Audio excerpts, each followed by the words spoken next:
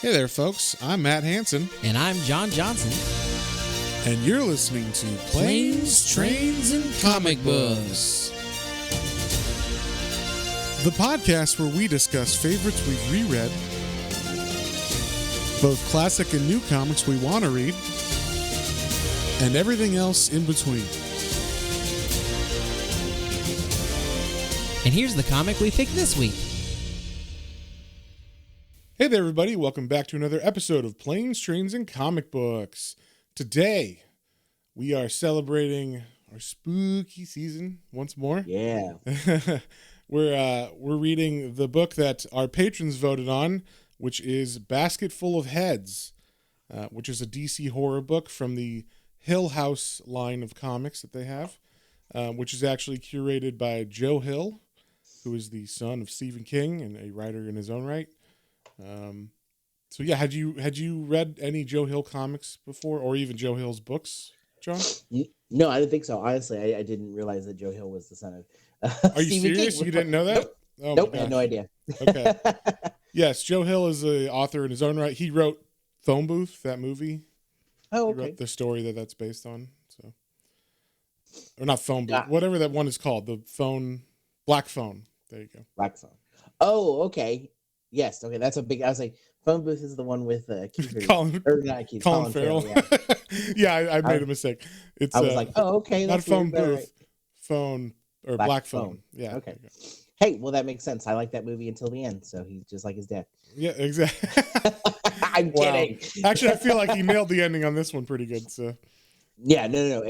I really did enjoy this comic. So I'm excited to get into that. But that's cool to know. I have to look more, into other things he's written. So that's cool. yeah, but he has a whole line that he didn't write all of them, but he curated them. Like, I'm assuming he was like handpicked them or something, of the writers and the stories. But they all went like, this was like maybe 3 years ago. There was like 8 6-issue miniseries that were all called Hill House Comics. And it was like them trying to do like a horror, not imprint because it's under the Black Label imprint, which is like the adult line, because there's like swearing and sex and violence in these. But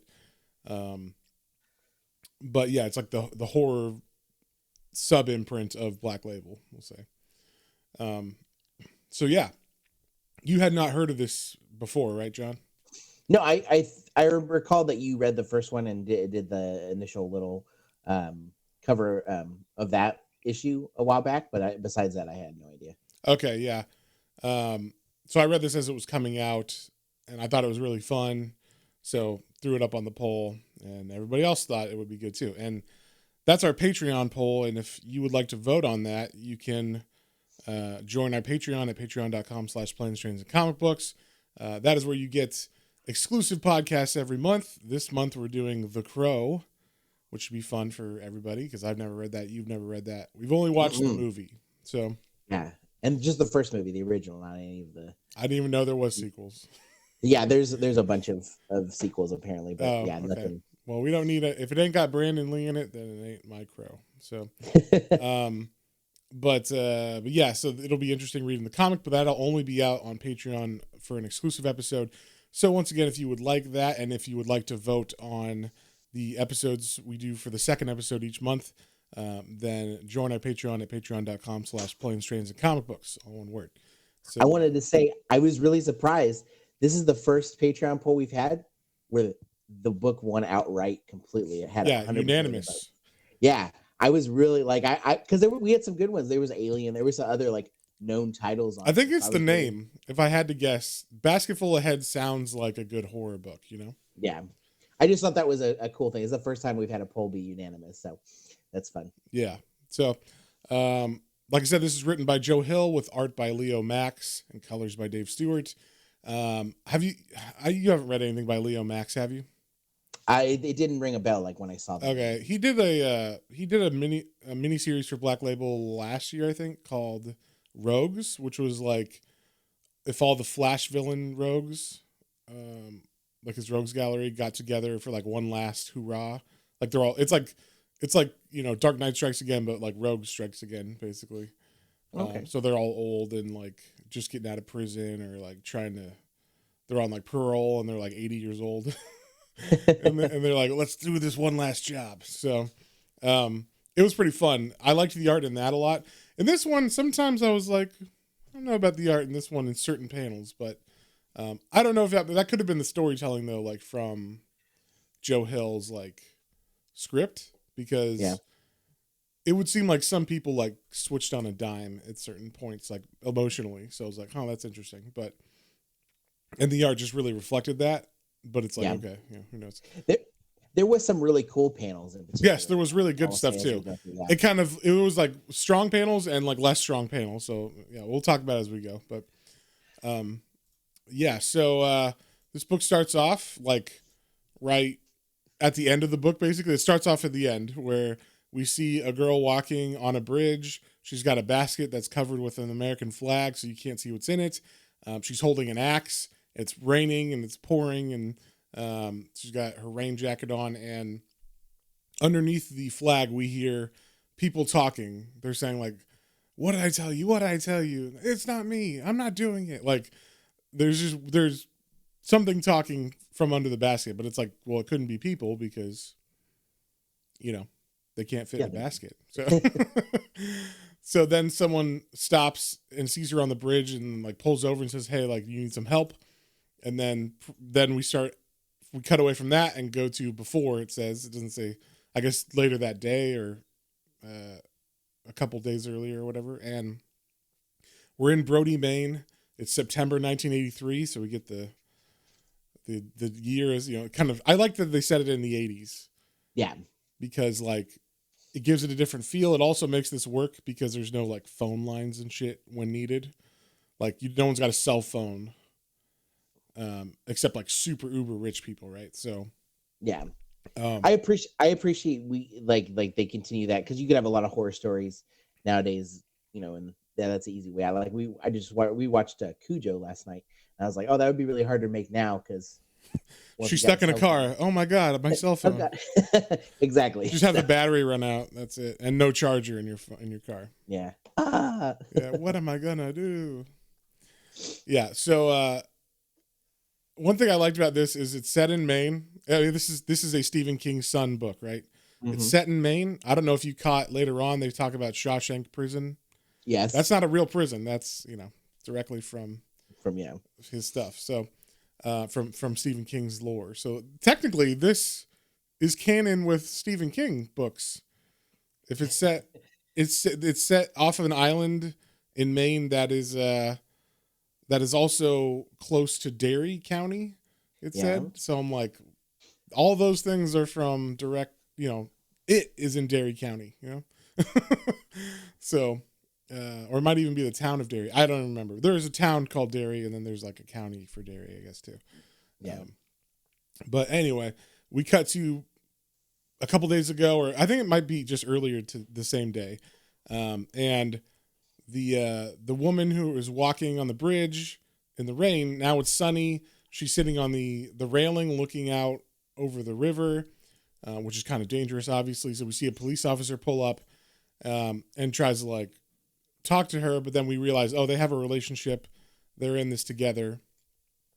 And it's like, basically, he is a local deputy. Like, he helps out on the summer months when there's tourists at the place. So I guess the sheriff's office hires a bunch of deputies just temporarily over the summer. And then he's one of them. So he's like a young guy. He's probably like, what, 19 or 20? Yeah. Yeah. And so he's telling her like, oh, you should really not get close to the edge of that railing, or like, you know, sit on the railing, because if you fall, you will die. And he even talks about like how later on, how like someone actually did that and he had to see it and stuff. But turns out like this is like his last day of the summer. So he doesn't have to be a cop anymore.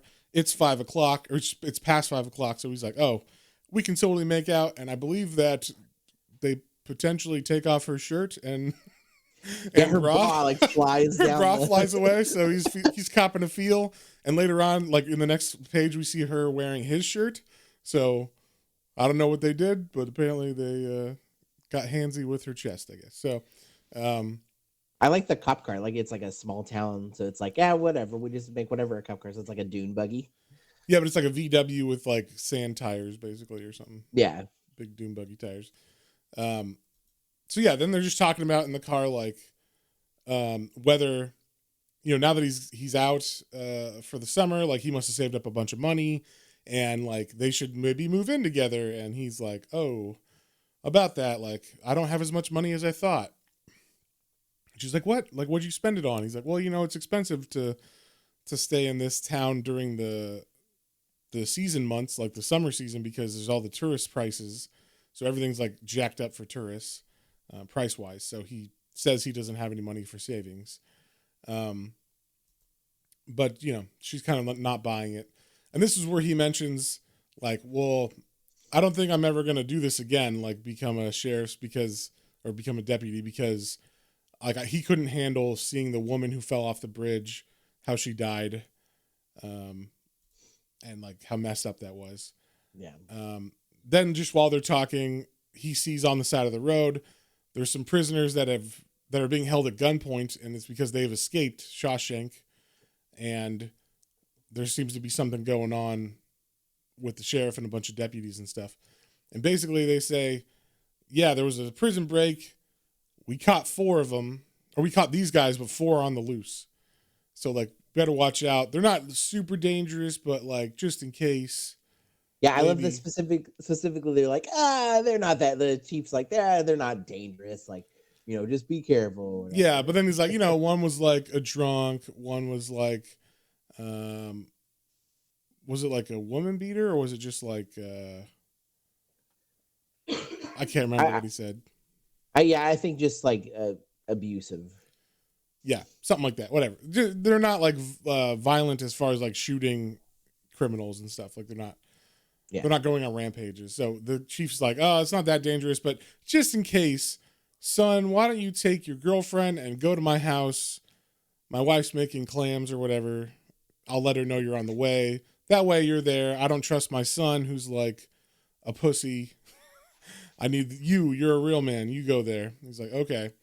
So they take off. They go to the chief's house. And this was like the first red flag to me. When they go to the sheriff's house, it is like a fucking man. It has wings and a guest house. It's like ridiculously large. I was like, how do you afford that on an island sheriff salary? I feel silly now. I didn't. I was just like, oh, okay, I'm going along for the ride. You didn't notice the opulence of this house? Like I did. No. Now that you're saying that, I'm like rethinking about it. Like the wife is kind of like in like a formal gown when they get there. Yeah, and there's like a chandelier in the foyer and all this shit. The son runs out and he's playing tennis. Where do they have? They have a tennis court here. You know what I'm saying? Like it's like ridiculous how much money is in this family for what their dad is just the sheriff or whatever, right? Apparently, it would be easy to get that stuff by me in a horror film. Apparently, you're just naive, John. That's all. I'm gonna die. Yeah. So then, like the wife is like, "Oh, you've never been to our house? Let me show you around." To the two of them, and so I don't. What is her name and what is his name? I totally forgot to mention that. It's June and Liam. Yeah. Okay. So June and Liam, they're like the 2 main characters here. So. Exactly. June is, hasn't been to this house. She's still like, she wasn't living in the town. She lives off the island. So she came to visit him on his last day here, but they've been dating over the summer. So like, she's pretty in love with him. She thinks he's pretty in love with her, which is good. But they have like, a thing going on. It's going pretty good. And so the wife is like, the sheriff's wife is like, oh, let me show you our house since you haven't been here. She takes him into this room with like ancient artifacts.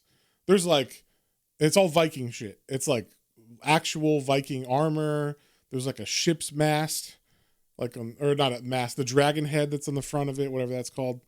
Of their boats and stuff. On the bow of the boat. Yeah, the bow. And then just all this stuff. And then inside of one of these glass cases with all these artifacts, there's an axe that looks pretty cool. And it has like a tree of something grown or like inscribed on it. And the second, she sees it, I don't know, it feels like it perks up. It goes from like black on it to red, like the tree on it, changes colors.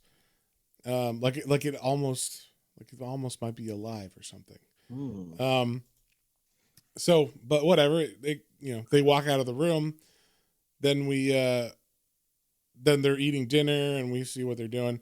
And basically, they get a call, and the sheriff is like, "Hey, someone died out here. It's another deputy died out here. He fell trying to chase these guys, but they got off on one of the boats. So, like, just in case, just so you know, they have a boat, and now they could potentially end up on that side of the island where you guys are now. So be careful. And then also, like, hey, can you tell my wife and son to leave the island because I need them over here to do something." So the wife and son of the sheriff leave, and they're just left. We just have June and the housekeeper, I think, and Liam, right? Yeah, exactly. Yeah, and now this is where I started to get suspicious. I didn't see the extravagance of things, but I was like, okay, well, they're alone now, so that's not good. Yeah. So like they're here. I don't know why. I guess they just need to be there in case whatever. So that I would be like, why do I need to be here if your wife's not here then? Like, can't we go too? But whatever. Maybe that might be like a little story hiccup as far as the plot, but I don't know. He talked a good game on the phone, so made sense why they would stay here, to them at least. So they stay here at the house, but then there's like a storm coming in that night too.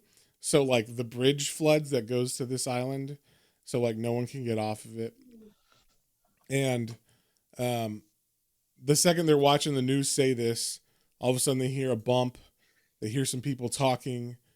Then they go hide, and Liam goes to the gun safe because he knows the combination at the house, and goes to get a gun. And she's hiding in one of the bathrooms. And we see two men in orange jumpsuits looking through the house, about to go into that bathroom. So that's the first issue. We start the second issue at the exact same spot as one of the guys in the orange jumpsuits goes in the restroom, looks around, doesn't find anybody. He does the old like pull back the curtain quickly and no one's there. But it turns out she's hiding in the laundry hamper. And then she waits like an hour. I don't know if you saw the clock, but the clock goes from like 9:50 to like 11:10. So she waits almost an hour and a half in that basket until she gets out. And then she hears like screams and stuff though. But she was too scared to get out. So she finally gets the courage to leave when she thinks that they're gone. So she gets out of the basket. She walks around. She sees blood in that Viking room. And there's like all the glass cases are broken and stuff. She finds a finger in one of the black cases or one of the glass cases. But then as she's looking at the finger, all of a sudden one of the guys in the orange jumpsuits appears and begins like freaking her out, of course. He's like, "Oh, I knew, like, your boyfriend wouldn't give you up, but I knew you didn't run out of the house like he said, like, because we were covering the back. So no way you could have left. So I just waited around till you got comfortable." So she grabs the axe out of the glass case just as a weapon of chance, and he has a gun though. So he's kind of gonna shoot at her, but like talking to her, just, he thinks it's fun playing with her. She's a pretty girl and he might be thinking other things also. And so like, as he chases her outside, she still has the axe, but he's like, "Oh, you brought an axe to a gunfight." So this is one of the parts I had issue with the art, right? So she's running on the beach. It's supposed to be pouring rain, but in these panels where she's running on the beach, there ain't no rain in the art. I was like, what? And then, because he even says like, "Hey, honey, I'm getting soaked. Are we going to do this? Or do we have to do this?" And he says like, "But you make me chase you around in the rain. It's going to put me in an ugly frame of mind, but there's no rain in the panels." So I was like, "Oh, that's a mistake." I think so, at least. Because in the other panels, there's rain. So it's like he forgot to add that effect or something on it. That's true. I didn't catch that. Wow. Yeah. I caught it because he's mentioning it, like the writing is mentioning it. And then there's no rain like hitting the steps or anything. So it's kind of like, huh. And then there is no rain for like most of this scene. Because like he goes down to the beach, and as he's there's like stairs that walk down because it's like a steep drop to the beach. So he's walking down the steps, and as he gets to the last one, she was hiding behind a rock, and as he steps onto the beach with his front foot, she chops off the front of his foot with the axe. And that like throws him off balance and makes him drop the gun. And then, oh no, he like tries to shoot her, but then she hits his hand with the axe and chops off his fingers, which makes the gun go away. And then she chops off his head. And it's a very sharp axe. It's very sharp axe, and she's freaking out, of course, because she chopped off someone's head. But then all of a sudden, she starts hearing the guy say, "Help! I can't move." And he's seeing everything's upside down, so he's seeing her like she's walking on air or whatever, upside down. But he can also see his body. So it turns out that as this axe chops your head off, you don't die. Your head stays alive. And you can talk and think, but you can't do anything else. So she's freaking out, of course, at first. She throws up and stuff. But eventually, she does save the head because, he's begging her as the tide's coming up and, like, washing him away almost. She grabs him. She grabs a basket that was on the beach, puts his head in it. And like I said, the rest of this, I don't know why, but the rest of this issue doesn't have rain, which I'm surprised. But we do see that as she walks up back to the house, the water on the beach is like washing away his body. And the big like surprise reveal is that as it's washing it away, underneath the jumpsuit is a sheriff's badge. So turns out this guy is a cop of some kind. Yeah. So, yeah. Also, he was talking about the reason why that they're at the house is because they're trying to take money. They're trying to get money from her boyfriend, Liam. It turns out that the woman who jumped off the bridge that he found had a backpack full of rocks, and that it was also full of money because she had, I can't remember how they say that she got the money, but she had $10,000 in money, and that was never logged in the police logs. So he must have it, and that's why they're there to get the money. I don't know about you. $10,000 isn't enough to do this. To go to like try to go and rob someone in a sheriff's house. It seems like a lot to go through to rob a sheriff. Yeah, I when I saw the reveal and you saw the sheriff's cop badge, and you're like, whoa. Like, I was like, well, wait a minute. Yeah, they're there, and for $10,000, I was like, do they not get? I mean, I know they're obviously not getting paid like the sheriff, but like that seems like a really small amount of money. Yeah. I mean, I guess it's the '80s, so it is more. Was that inflated today, like $150 million? Sure. I'm kidding. It's probably like 40,000 or something. 40,000, yeah, but still, it's not that much money. So yeah, I was a little odd. I do want to say, because this had one of the art pieces I really liked, because I liked when they showed her behind the door, and it was like in like sliver panels, like 4 panels on the page, right? Like tall vertical panels. Yeah, that was one of my favorites in the comic, is like her hiding there, and then like the close up on her eye, and then like them in the hallway. I really enjoy it. Like that. This was some of the really cool ones in here, right next to, like you said, some of the questionable choices. Right. And so as this is going, she's got this guy's head now. She's hanging out at their house. She starts questioning him, and she's like, okay, money, like, how did he get 10K? Why would he have money, and why, like, he wouldn't take it or whatever. And basically he suggests that the teenage girl who jumped, had this money, and he figured, like, he didn't see him take the money, but the next day, her boyfriend had brand new sunglasses and had a bunch of shit like extra, and he had his shirt open, and he's all cool guy now, and just a magic. So that's why he figured, okay, he stole the money. So she doesn't believe him, but throws in the potential that this guy isn't exactly who he's been saying he is to her, and is that true or not? So it kind of puts a little bit of a seed of doubt in her mind about her boyfriend. And so she's like, okay, well, he's at um, he's at the sheriff's office, right? Or no, the sheriff's boat. So he's on the sheriff's boat. Turns out, I think, did they say that? Oh no, he says like, my guys are with your boyfriend and they're torturing him to find the money. And so she's like, okay, let's go find him then, right? And so so she takes the flag at their house and wraps it around his head inside the basket, and then she goes on the move to try to go all the way down there. So she takes the axe with her, of course, because, what are you going to do? You got to have a weapon, right? Yeah, got to protect yourself with an ancient axe that starts to like not glow red, but like the colors on it like change red, and then you chopped off somebody's head and they're still alive. Okay. It even seems like when it chops off someone's head, there's like a burst of energy that comes out of it. Yeah. So yeah, at least the way that they draw it in the colors and stuff on the page. But so as she's walking, of course, now it's raining. Now we can see the rain on the page. So that's why I was like, it's weird that they draw it on these later issues, but not on that one issue when they were mentioning how much it's raining and stuff. But yeah, so third issue, we have her walking in the side of the road trying to get to where her boyfriend's being tortured.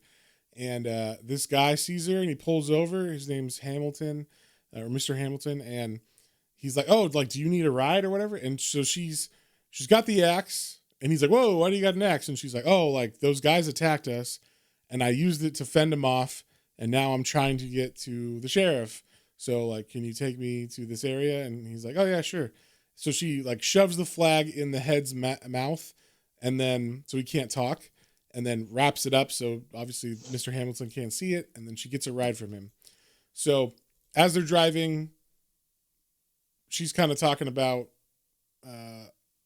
like why she's going to find him, or why she's covering for why she's needing to go to the sheriff. But it's basically just, oh, I'm scared, but I fought them off with this Viking axe, and like we need to get to the sheriff. So then while they're talking, there's a tree that's fallen down in the middle of the road. And so he's like, oh, we got to like figure out how to move this or something. And she's like, oh, I got my axe. Let me go get that. And then he's like, oh, there might be like a chain or something in my bed of my truck. So he goes to get the chain, and then he sees she had put her basket in back there, and the flag has moved because of like, driving in the wind or whatever. And she sees the head of the guy. So he immediately thinks, oh shit. Or we don't really know what he's thinking, but he sees the head. Then she like reaches in her pocket because she feels something, because he gave her his jacket. And inside the pocket is a pair of garden shears, like pruning shears. And they're covered with blood. And she has a moment where she thinks, oh my God, like my boyfriend's finger was cut off with garden shears probably. I wonder if this is that, and why would he have them? And so, but as she thinks that, she gets hit in the back with a chain because the guy, Mr. Hamilton, is like, oh, you're a psycho bitch. You killed someone. And now, the first time I read this, I thought, like when I read it in issues, I was like, oh, he's bad, like right here. Mm-hmm. But then I was like, no, if I found a head in a basket, I probably would freak out too. But then later on, there's even like another twist that you have to think about, and we'll talk about it there. But I mean, basically, he's bad. He is bad. He's like in on it. So I mean, I think the clippers were enough for me to be like, okay, shit, yeah. Like, right, but that could have been a red herring, right? So we don't know. He hasn't done anything until now. They're just hinting that, like, just like her boyfriend, he was super nice at the beginning, but they throw in this little red herring of, well, maybe he is bad because the bad guy told her that he was walking around with sunglasses and he took money from this girl's dead body. So, like, do we really know him? Does she really know him? So I like that they're peppering in these little misleading things, because you don't know who to trust and who's bad or whatever. And that's also for her character, because she doesn't know either. So, like, as she's fighting this guy, she's able to run back to the truck and grab the axe and then cut off his head. And she feels really bad about it. Like, that's one of the things that she's like, oh my God, I killed two people, one of whom was a bad guy that was trying to kill me, so I don't feel so bad about that. But this guy, he just thought I was, a murderer, rightfully so, because, I had a head in a basket. There's a head in the basket. So just like us, we don't know what to think. I mean, the Shears, she could just be jumping to conclusions, right? So she thinks that, he was innocent. So potentially, at least. She's like, I don't have any proof that he was actually a bad person. It's just my suspicion. So I don't know if he deserved to be killed. But just like the other guy, as he gets his head cut off, it still talks.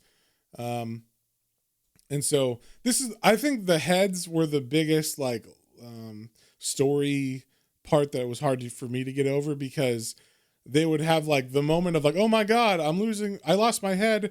I can't believe I'm dead, but I'm not. What's going on? And then they would start joking the next page.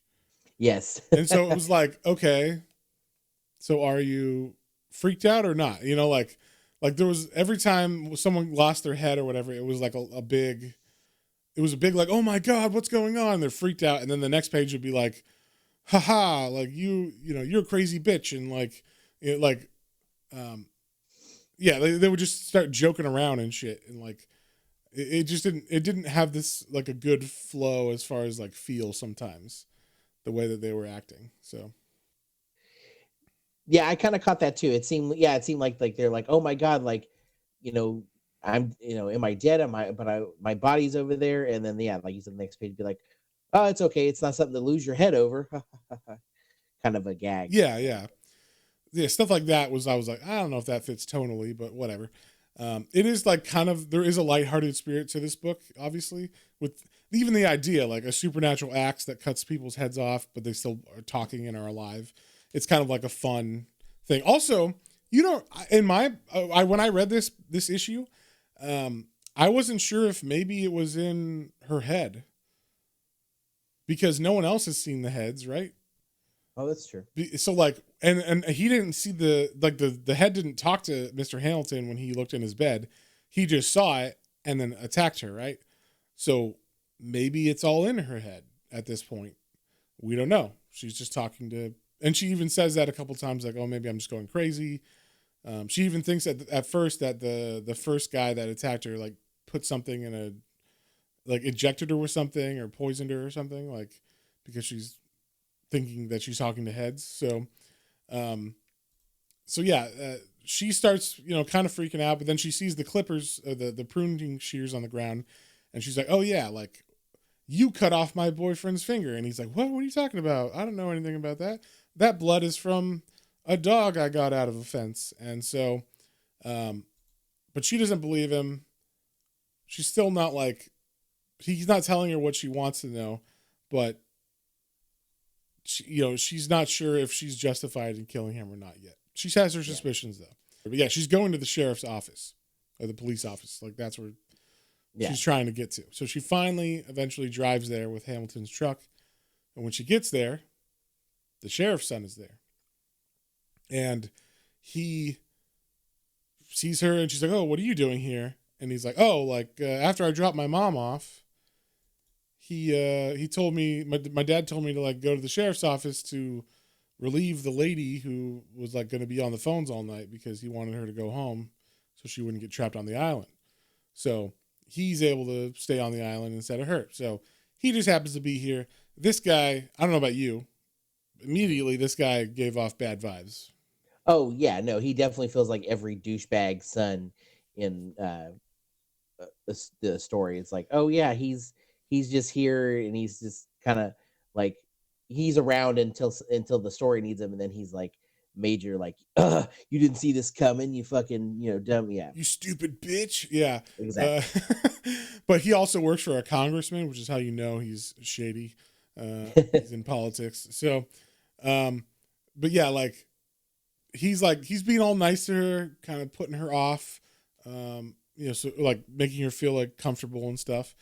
And so he's but he obviously asks stuff she doesn't pick up on, because also I think she's supposed to be 17 or something like that, right? Pretty young.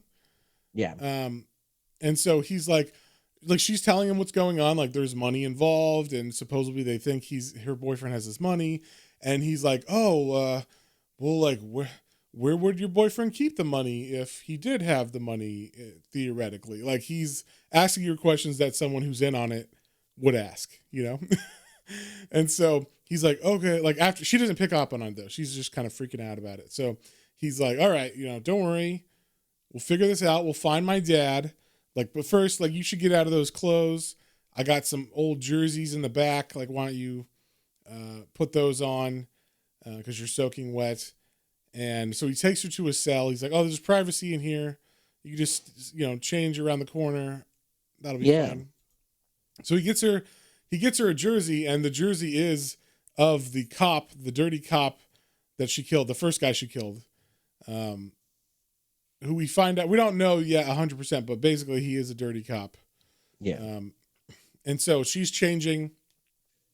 And as she does, she sees that this, like, I think she had suspicions that he was a dirty cop. I can't remember how. Is it Hamilton? Does Hamilton say, oh yeah, that guy was dirty? Yeah, like, I think that guy was a POS basically. Yeah, because he says, oh, like, yeah, that guy was a jerk. I'm glad, you know, whatever. And so, or maybe this guy, I can't remember. Maybe the son said it. I don't remember. No, the son says it. The son says, oh, like, you know, this guy or whatever was a dirty cop, and he's terrible or whatever. But like, then we see, I don't actually, you know what? I don't remember how that's brought up, because she doesn't know that he's a dirty cop yet. Right? I don't remember. Anyway, it might be for us. The cue is that the guy's last name is on this jersey, so like he's the bad dirty cop or whatever. And then also that the son is in on it, right? So he locks her in the cell that she's changing in. And then he's got a cattle prod. Is that what that is? A stun gun? Yeah, it's But it like looks some like kind of cattle prod. stun. Yeah. And so like, I guess like the floor is wet. Like he poured water on the floor. And so she's like in the water and he's questioning her. It turns out that he's got a tape cassette case that says police evidence on it. Police vital evidence, or just police evidence on the outside of the case. Yeah. And so he's like, all right, like, I'm going to tell you everything. So this is the big, like, what's actually going on. I'm going to spill all the beans because I have you trapped and there's no way you could possibly get out. And I'm sure this won't bite me in the ass later. So he does the whole breakdown. Basically, we find out that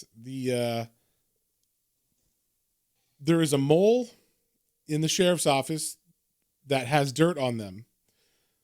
There was like a guy who's wearing a wire. They think it's the boyfriend because they think it's Liam. They think it's Liam because they found out like when this, it just so happened that when this son was at Washington D.C. for some, you know, congressional thing with the guy he's working for, he went down to a vending machine and he heard two feds talking about Brody Island and how they have a guy wearing a wire and they got all this evidence, but they're not saying what the evidence is or anything, but they're calling it Project Ragnarok because it has something to do with Viking stuff. So obviously it's got something to do with the sheriff. And so he's like freaking out because they don't know who he is. And he's just like listening to them talk openly about this case. So he knows, and they mentioned that someone with the initials of E or LE, right? Yeah. And then his name is Liam Ellsworth. So yeah. So he's like, oh, LE is the mole. So they think this guy has a tape on that, or like recordings of them that are incriminating, but they don't know, him and his associates don't know what it is. Like, what's the problem? Or like what is on them? Does Hank finds that in Liam's stuff, right? Like in his, because he would stay up. Yeah. What happened is, so Liam is staying at the sheriff's house all summer. And then once he heard the FBI guys talking at the thing, he came back to his home, the son did, and then went into Liam's little side house where he was staying with the sheriff all summer, and like when Liam was out, and then he found this tape, but it didn't have a tape inside. It was just a cassette case, and it said police evidence on it. So he's like, this is it. And I don't know about you, but when he showed the case and it says police evidence on it, I'm like, why the fuck would he label it police evidence? I just thought that was really funny, but they chalk it up to him being a young, new FBI agent, right? Like that's what he thinks. Yeah. they're like, okay, like you must know what's going on, or at least where the tape is, because all I have is this cassette case. So where's the fucking tape? And like, she's like, I don't know what you're talking about. Like, I thought this was about $10,000, but he's like, give me the tape, Lebowski. So, yeah, he's like he spills all the beans about all this stuff. And also tells her like Hamilton was in on it. He's, part of this. And so is the guy that she killed originally, that cop. And then also his dad's in on it, obviously. So that's why he needs to know what's on this tape and where it is and why they concocted this plan. And then she asks like, well, what could be on the tape? What's so incriminating? And he's like, well, I don't know about the other three, but for me, it's because there was this girl who was staying at who was helping our housekeeper over last summer or over the summer. And she was hot and we kind of had a thing. And she got pregnant, and she was going to try to blackmail me and say that I punched her and made her miscarry. So, and like and that's the other thing. This is all his story. In the art, we're not seeing, sometimes in the art, they'll conflict what the person's saying to give you like what really happened. But they don't show him hit her. They just show him like raise his fist, like, why I yada. But then she's also taking a step, and then he says like she fell. So it's like, did she fall or did he hit her? I don't know.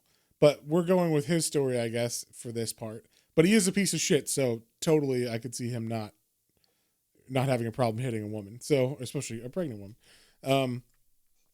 And yeah, I mean, he's the asshole son, so. Exactly. And he's a politician. So you gotta get rid of that baby. Exactly. Any means. Yes. And so yeah, like she miscarries and then he's holding it over, or she's trying to hold it over his head that he, punched her, and that's like going to give her leverage. So basically they paid her $10,000 to shut up and keep quiet, but she couldn't live with that. So she jumped off the bridge, and that ends up being the girl who jumped off the bridge and started this whole $10,000 thing with Liam. So now, I guess the son was feeling really bad about this, and so he was all depressed after she killed herself, and he decided to talk openly to Liam about it, and that is what he thinks is on the recording, or what could be, because like that's his secret. I killed someone or someone killed themselves because of what I did. It's not he didn't actually kill anybody, but it's bad enough that if someone dug it up during a campaign for his own run for Congress, it could be bad. So that's what he thinks is on the tape. And I liked this, that they went through each person and kind of like said what each one did that could have been on the tape, right? Yeah. It was very interesting the way that they did it. So he's like, okay, we're going to go see my dad. Like, and she's like, well, I don't know anything. And he's like, that's fine. Basically, I'm going to use you as like a torture device to get Liam to talk, because he obviously knows where this tape is, and like he's a fucking snitch FBI informant, or he's working for the FBI. So he chains her, he takes handcuffs and he handcuffs her to like a what's that called, a meter, like outside the police station next to his truck, and then he's like, oh, hold on, I gotta like get something real quick out of the thing. So like he goes to like go to the back of the truck, reaches in and sees, this is like Hamilton's truck, I guess. So he sees the basket that was left back there. It's got two heads in it now. So he's like, what the fuck? Oh, no, I remember. He goes back there because she tells him, oh, that tape you want, it might be in the present that Liam gave me earlier today in the basket. So she wants him to see the basket to freak out, obviously. So he does that. He opens it. He sees two heads and they start talking to him. So right there is the first confirmation we get that is not in her head. He hears them too. Yeah. And so he's like, what the fuck? And then he like falls backwards. And this gives her time, even though she's chained to the meter, she can open the door of the truck and grab the axe, which was on the seat. So now she has the axe. But of course, like we saw, he has like the cattle prod. But he slips on one of the heads that has fallen out of the basket since he kind of freaked out. He steps on it and trips, and then she's able to knock the prod out of his hands. And then but she doesn't chop his head off right away. He freaks out. He's far enough away she can't reach him. So he runs back in the police station, and she's like, oh my God, what am I going to do? I'm chained to this. I have to get out. So she starts hitting the chain or the handcuffs with the axe, and it's not doing anything. It's dull like it should be for like an axe from the 900s. So like one of the heads says, oh, it doesn't like metal, huh? It likes flesh way more. And that gives her an idea, because as the son comes out of the police station, he's got a shotgun now, and he points it at her, he comes out of the door, and as he like sees the chain or the handcuffs are like the door of the truck is still open. So he sees the handcuffs are still there. So he like goes behind the door with the shotgun ready. And then he sees, oh, no, the handcuffs are just cuffed to the handle of the door. Somehow she got out. And I was about to call bullshit on this. I was like, how did she get out of the handcuffs? She didn't have a key. They never showed him. They never set anything up. But they did set it up, because what she did was she cut her thumb off so she could squeeze out of the handcuffs. That the axe likes flesh, right? That's what the head said. So that's how she snuck out. When he sees the thumb on the ground, that's when she cuts his head off from behind. So now she's got 3 heads under her belt. And she's able to go into the police station and numb herself up, because they got like a first aid kit with like lidocaine and novocaine and adrenaline. So she like shoots herself up with all that stuff so she can still do what she needs to do. And she talks to the head of the son and says like, where is my boyfriend at? It's like, oh, he's on the boat. He's on my dad's boat. So we go down, and the son talks about, or no, not the son, Hamilton talks about, she like, as she's like trying to figure out why Hamilton would be part of this, she questions him, and he says, oh, like the dirt that your son had on me, I think, was that, my daughters started talking to him. They were trying to flirt with him and one up each other. And eventually they told him that, showed him the drugs that I grow, because he's a pot dealer. Apparently he grows like actually heroin too, because he grows opium as well. So, or I don't know about opium or heroin, but he grows opium. So, but he's got a big grow house, and the girls showed him this, trying to upsell him or whatever.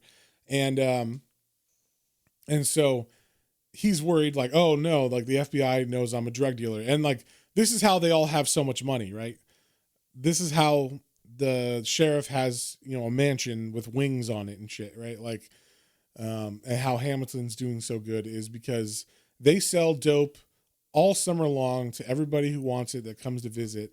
All them summer, all the summer people and all the rich people who are on the island now, because they're all kind of part of this. Whenever they have parties, they buy drugs from him and stuff. So, he's got a pretty cushy life that he set up for himself. So that's what he thinks is on him. Then she looks over to the first guy, who's like the deputy, the cop who she killed on. She didn't know he was a cop. She thought he was the inmate. But she asks him, well, what'd you do? And he doesn't tell her what he did, but we see it in the panels. Basically, he's gay, and he hit on the boy, or on her boyfriend, Liam. And Liam was chill. He was like, oh, no, it's fine if you're gay, but like, I'm not. But I'm not gay. And, what's going on? And he's like, you fucking tell the sheriff about this. I'll kill you. So like, he's just closeted and scared of that getting out. So that is why he was in on this, to stay in good with the sheriff, and because he didn't want that secret to get out. So she pulls the head, like with knowing this information, she gets the heads, puts them in the office, and gets on the radio, and has the son. She threatens the son with a pair of scissors, like she's gonna cut his ear off, and she's like, "You better tell your dad I'm on my way," or like, "You tell your dad you have me, and that like he should come over here, and that like he needs to leave the boat, because she has an idea like she can get to like a rowboat and go out to the boat herself once the dad leaves to come back here." Yeah. So the son says, he's like, "Oh, please don't hurt me." Okay, that's fine. And he says to the dad, like, she took the keys to the Toyota, and I think she's going to try to drive across the causeway to come get you. And so, to drive across the causeway to I guess, tell on the sheriff like across to the other side of the, because they're on an island. So the, I guess the other city that's on the actual mainland. Mainland. And so the dad's like, okay, I'll be on my way. And then she goes down, she leaves them there. Or no, she takes them in the basket. I like this. She just keeps getting weapons and heads, and they're all just like on her basket as she's walking. And she takes the car or the truck all the way to the docks. She sees where the boat is. She sees the sheriff. I guess they must have been real close. I guess it makes sense because it's a small island, right? So yeah, she's able to see the sheriff actually take off from the boat in his own little dinghy. So she's like, okay, he's gone. She rows over there. She gets down to the ship's hold and she finds Liam. He's beat up. He's tied to a pole in this room inside the ship's hold. And then, she's like, oh my God, my love. Like, you can tell she's really in love with him. That's why she was doing all this in the first place. But she's saying like, he's worried. Like, what are you doing here? Like, he's going to come back. And she's like, no, it's fine. He left. I saw him. But as she's saying that, we see behind her, he reappears. The sheriff does. So he obviously knew. Yeah. Yeah, he knows. Somehow he knew. Either he saw her or whatever. But he grabs hold of her. She drops the axe, but she's able to get, she's able to fight him off quite a bit. She's struggling a lot. And so the fight eventually gets up to the top deck of the boat, but like the axe, she's able to like throw it as she's kind of, because she knows that this is a good weapon, right? She's used it 3 times, so she's trying to keep it like with her. So every time she like gets thrown, she like grabs at it and is able to grab the bottom of the hilt or whatever you call it, like the handle, and is able to like throw it where she's being thrown, kind of. So she's got it pretty much every time she's being kicked or thrown somewhere. But then once they get to the deck, he kicks the axe into the water, and then he's like, like, I'm going to kill you now. And then she starts begging, saying like, no, there's no tape. I promise. Like, or no, I'm sorry. Liam is saying there's no tape. Don't hurt her. And the sheriff's like, no, well, like, I'm going to kill her. Like, I'm going to stab her and torture you in front of or her in front of you if you don't tell me where the tape is. And Liam's like, there is no tape. I promise. And then, so the sheriff is like, fine. And he's like pretending like he's going to throw her over the side. And then Liam's still not giving it up. So he's like, you know what? I guess you're not lying because I'm about to kill her. And he like ties her to an anchor and throws them both overboard. And so she's sinking down to the bottom of this area, which is pretty shallow because it is just in the dock, like the harbor area. So, but as she gets down there, she finds 4 bodies that have already been thrown down there, which are the prisoners who they were going to pin this on. So there actually wasn't a prison break, but they stopped this vehicle and got 4 prisoners that were like in on some other stuff. They might have had some dirt on them in a roundabout way. And they just killed these 4 guys and now buried or put them in the harbor. And so I will say it looked like these inmates had been there longer than from when they supposedly were, like missing in the story. So well, who knows what they did to them? Maybe they That's true. And we don't know if it was from that group that they had earlier for real or not. So I'm assuming it is because they did show some of them in earlier memories. It was all the memories of like I think it was like Mr. Hamilton's memory of like why he was doing this. They showed the chain gang of people working, and it was these 4 guys. So it's like they were able to pin it on them. So okay, yeah, we don't know when they killed them necessarily, but yeah, it does look like, their faces are kind of skeletal and stuff. So yeah, but it's that's just art effect, right? They're trying to make it look scary. But yeah, so the axe is down on the bottom of the harbor. She sees it. It starts lighting up with red, like light and stuff. So she's like, oh, there it is. So she can find it, which is good, right? It's useful for her. Luckily, it calls to her, I guess. And so she's able to like worm her way over to it because the anchor is like close enough by that she's tied to that she can get there. And she uses the axe to cut her ropes. And then and I like this part, when she cuts it, it's like like a power move, like ah, like she's able to break free pretty badass. She looks pretty badass when she does it, and Yeah.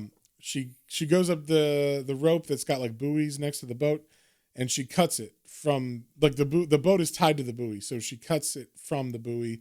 So now the boat is kind of moving on its own, but no one knows it that's inside the boat. So she looks through one of the windows and sees the sheriff talking to the kid, and he's like, "Look, I don't have." Like Liam's like, "I don't have your fucking tape. I don't even know what you're talking about." And then right here, we get the only section of like why the axe does this potentially, like why the axe makes people stay alive. And basically, the sheriff says like, that axe was always like a good thing, or like it was like something I always wanted, because it's like badass looking. But like they say it was like the axe that cut Odin from the tree Ysigdrasil, and that is what supposedly it doesn't bring death, but it brings life. Brings life. So that's why, like, when you cut someone's head off in mythology, it would keep them alive. But no one has killed anyone with it for a long time, so no one knows apparently, and nowadays except her. So as he's saying this to Liam, he's like, "Well, I don't know where that fucking tape is, but I guess you and June will die. Like, I don't think you actually know where the tape is, so maybe there is no tape. Who knows? But I'm gonna kill you, and you and June will be together because you're about to die." But as he's saying this, she's like going down the stairs quietly into the hold, and then the boat like hits the beach and throws the sheriff off balance. And then she begins to fight with him. She raises the axe and splits his body in half. This is the first time she doesn't decapitate someone with it. Yeah. It just cuts him in the middle of the chest, like halfway, like diagonally halfway. Yeah. So he's left with the top half of his torso, one of his arms, and his head. And he's like, "Oh my God, you better hit me again. I'm not dead yet." And she's like, "Oh, don't worry. You're not going to die because no one dies with this axe." So she goes over, like, he's like, "Please, this isn't right. I should be dead." And she's like, "Whatever. Yeah, I agree. You should fucking be dead. You suck." So she lets him kind of freak out over in the corner. And then she goes over to Liam and she's like, "Oh my God, I love you." And then he's like, "Look at my front pocket," or look at the front pocket of the sheriff. And she pulls out a box that's a ring box. And it turns out that's why he didn't have any money for an apartment with her, because he bought a ring. But also, yeah. yeah. So she's like, "Oh my God, like that's why you didn't have money." And like, this makes her be all lovey-dovey and can't believe it. And then she says, "But it looks expensive." And then the sheriff, who's still alive and has one arm, grabs her. But then like she's able to fight away from him, but he's like spoiling all this. He says, "Oh yeah, you think that's all from like summer money? Like that ain't summer money. Look at how big that diamond is. That is for sure the $10,000 that girl had who jumped off the bridge." And it turns out that part was true. Liam is guilty of stealing the money from the woman, but not only that, she jumped off the bridge. He found her. Oh no, he didn't find her. I guess the chain gang people found her and like told Liam about it. And then Liam went to get to her, but her spine was broken and shattered. Her legs were shattered. She was going to die. But she was alive. But she was alive when he found her. So I guess he just put her out of her misery and then took the money. Yep. Yeah. So, and I think that is what dirt the prisoners had on them, was that they knew that they found her and there was money involved.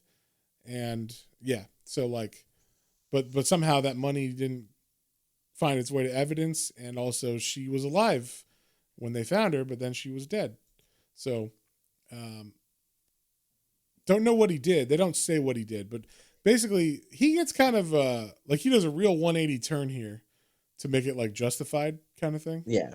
But yeah, Liam goes from like, "I love you" to like, that bitch deserved it. Like she was a like a whore who like she was terrible and she was gonna die anyway, and like no one's gonna miss her, and so like he does a real 180 turn in his character.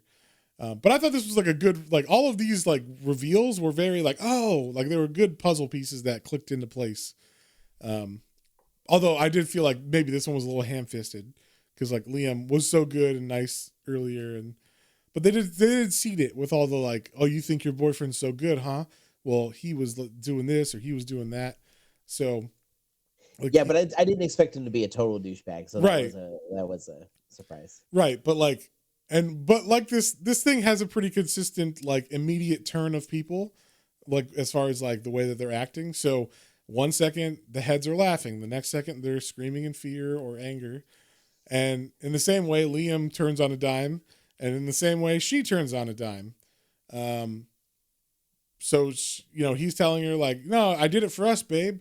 Like she didn't need the money. She was dead and all this stuff. And, or like she was basically dead.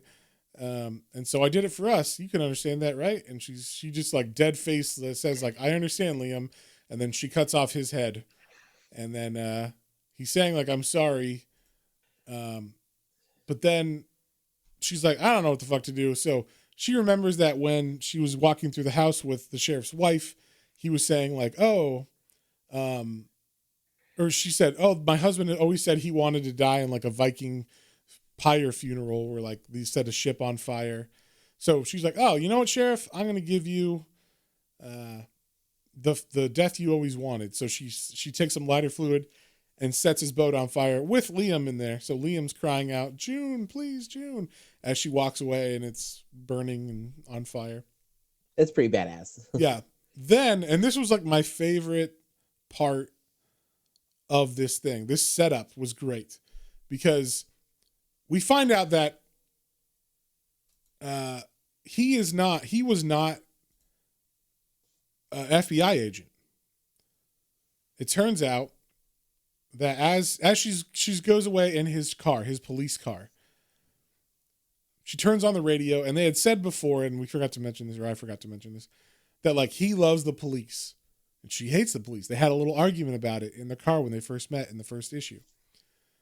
So she like ejects the tape out of his player and she looks at it and it says Police Vital Evidence, which is the name of an album by the Police.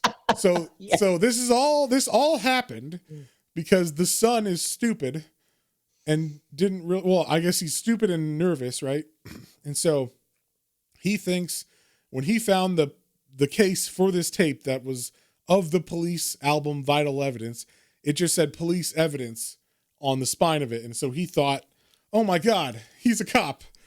It's evidence. Like, so they did all this because they thought he had a tape and he was working for the FBI and he did not work for any of this. So that was like I thought that was a really good twist. It made me laugh when I realized, oh my God. But so then we cut back to the bridge, or we cut to the bridge, and it's right where we started the comic, like, before it said, earlier in the first issue. So we start off, she's on the bridge, she's got the basket full of heads, she's got the axe, and she's putting the basket on the edge, like she's going to throw it in or something. We're not sure. But someone pulls up in a truck next to her, and it turns out it's the housekeeper of the sheriff. And she says, hey, like, you girl, I don't know what you're doing, but like, I don't like you close to that edge. Like, are you okay?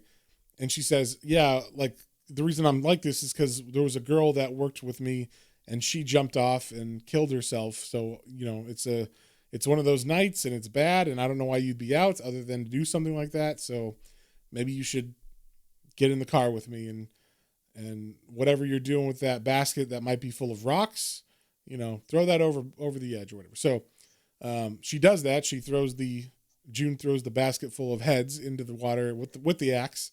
The still living heads. Yeah, the still living heads. And then she gets in the car, and of course the lady's like, "Oh my God, your thumb!" Immediately, but she's like, "Oh no, I was attacked, and like we need to go to like somewhere. We need to go to the hospital." And then the lady's like, "Oh no, like if you were assaulted, we got to go And June cuts her off. Is like, oh no, we can't go to the chief because, and she's like, oh, don't worry. Like, we're not talking about the chief. I work for the FBI. It turns out that she's the FBI informant because all the stuff that happened with the girl that was killed, she was approached by the FBI after that happened, and she's like, fine, yeah, I'll turn on these assholes because they basically killed this girl that was working for me, and her name is Ellie. So like he thought it was initials of L-E, Liam, whatever, but it turns out that they were saying her real name, Ellie, of the lady who worked there. So that's another twist I thought was pretty smart, because you never suspected her the whole time as like maybe she's the informant. They only basically set up Liam to be the informant, so that was good. And so yeah. Then as they're driving across the causeway back to the mainland, they see a bunch of cop cars coming in because she gave the tapes to them this morning, and now they're ready to arrest the sheriff. But the sheriff is dead. Everybody's dead. I don't know what's gonna happen to her. They find all this shit going on and know June, but it's gonna be interesting when whatever happens with this. But the axe is left at the bottom of the harbor, and that, my friends, is the end. So, John, what'd you think, and what would you give it? I liked it. I liked all the little twists like that, like the little haha little moments. Yes. There was some really fun art. Like I said, it's usually some of the big panels, like the first time cutting heads off. Yeah. Cutting heads off with the axe. I liked the like when she had the dream about Liam. And she has a dream early on, right after she cuts off the first head, where she's sitting in bed or laying in bed with Liam after they've made love or whatever, and she like grabs his head to kiss it, and it comes out like it's just his head, and she's like, ah. So yeah, this is really fun. All of the decapitations were cool when she gets electrocuted. There was some really good like shock action panels that really would was like, yeah, like it really did it for me, even when, like you said, like there were some moments that were a little off with it. Overall, I really enjoyed the art in it. I like the use of color. I pops in this. I liked all the horror elements. And all the little twists were fun. I actually think the art isn't the problem with those like changing of feels, like the heads being happy and then sad or jokey or whatever.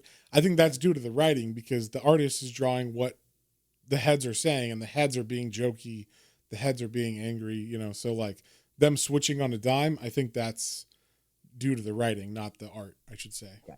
Gotcha. Yeah. That makes sense. All in all, I really enjoyed it. It was a fun read. I think I was not sure about it when this one was the one that got picked. I was like, I was a little more biased. I was like, I was hoping for like Alien. But I am pleasantly surprised that this turned out, and I'm really glad we read it. And so I think it really adds to our spooky horror month. It's definitely one that I would even read again. Like, it was a fun story. And you know what? This is also one I could totally see becoming I could see him doing a film on this. That would be a fun one. Yeah. So so I would give this I would give it a solid 7. It was really enjoyable. Okay, cool. I'll ask you this too. Do you think this should be a horror book?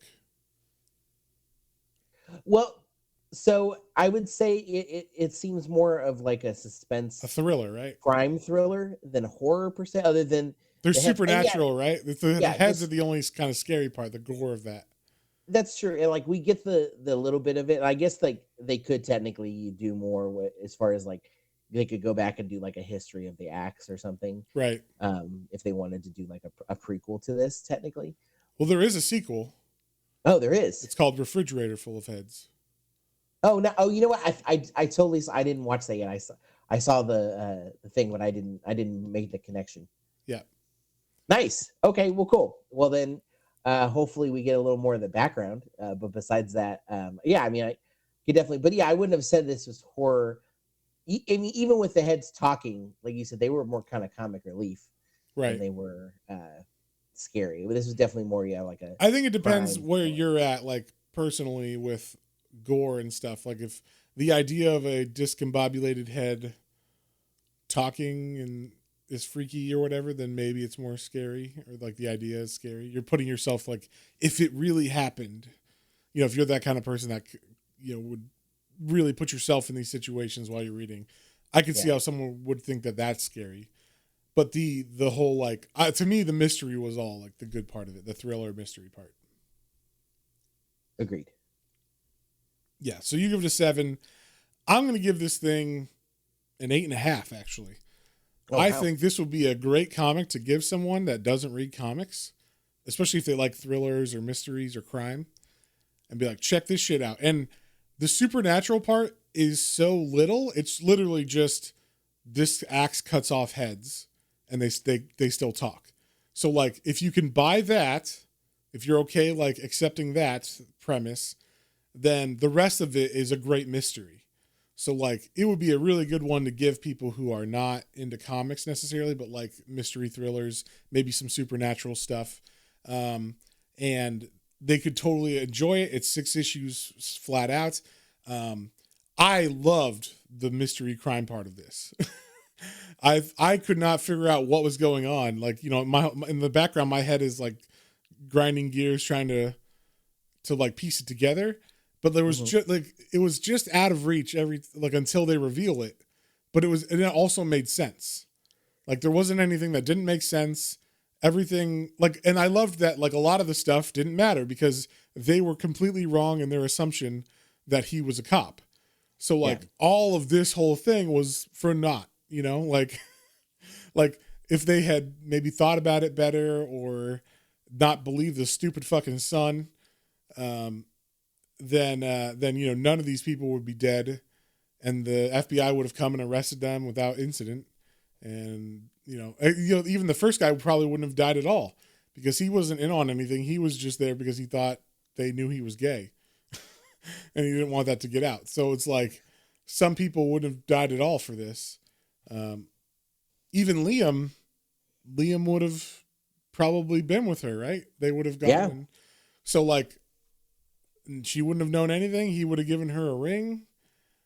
And I mean, I guess she dodged a bullet if he's a terrible person and is going to murder a girl and think of her like that. But like, no one knew anything other than that. Right. So, I don't know. And that's the thing. We don't know what we do know what the housekeeper found, right? Which was that, that they paid off the $10,000 or whatever to the girl. Yeah. That was what she gave them. So like that wasn't it was literally like, where's this money coming from? And I think they would have found like money laundering and then eventually found the drug business. So it would have led to the others getting found, but it wasn't like a sure case unless they had some other stuff going on. Right. So, and I was going to say also another giveaway that family, the sheriff's family, is super shady and rich. By shady means is because how do you afford ancient relics, John? I don't know anybody that can afford fucking battle axes from Viking days or whatever. I mean, she probably got them at a garage sale or. Yeah, totally. So yeah, like they had a room full of like gold coins that were from fucking Viking days and stuff. It's like, okay, like obviously you really are a congressman then, right? Or you really, you really are like going to be a politician because like, yeah, you're ready to get your pockets lined with a bunch of cash. So, yeah, I thought this was like a really compelling mystery more than a horror. To me, it wasn't horrific at all. Like I said, unless you really are scared by like the idea of heads getting chopped off or things like that, or the idea of like heads talking, like, this kind of reminded me of that scene from Sin City when Benicio del Toro gets his head almost cut off, and then he's sitting in the car with Clive Owen, and he's like, "Hey, friend," like he just starts talking after he's dead. It's like that kind of. I found it funny, but I could see someone being like, "What the fuck?" if they are, easily queasy or whatever, So, but yeah, I thought the mystery was really good in this. And my only complaint was the art sometimes wasn't on it. Like I said, issue 2, for some reason, they're talking about how rainy it is, and there ain't no fucking rain. So I don't know why they just forgot the rain, but either way, that was like my only complaint. But it wasn't enough to really distract. It was just like you said, you didn't even notice it. So because this was the second time I read it, and so I was paying attention to more other things. So, yeah. But yeah. So with that, like we said, next week we're going to be doing the exclusive episode for the spooky month of October, which is The Crow. So look out for that. And if you would like to listen to that and all our other exclusive episodes, you can join our Patreon at patreon.com/planes, trains, and comic books, all one word.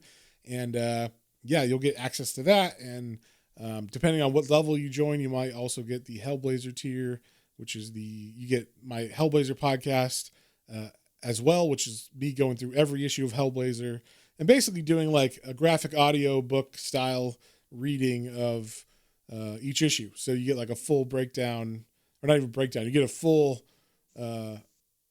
feel for the whole issue, and you will know all of Hellblazer history if you listen to it. So yes. Yeah. So if that sounds interesting to you, or if you just want the exclusive podcast, join our Patreon at patreon.com/planes, trains, and comic books. And I don't think we've decided what we're going to do next month yet, right? As far as like books. Just books that you're thankful for, I assume. Since we like to John. John. Since you have to get on me about my themes. So there you go. Well, we'll read Refrigerator Full of Heads because we're thankful for the bounty in our refrigerators, right? Yes. No, we won't do that. We'll figure something out. But yeah, so we'll let you guys know. We'll do like, I don't know, an announcement or something saying what we're reading. But I guess unless you got anything else, John, we'll see you on the next one. On the next one. Bye.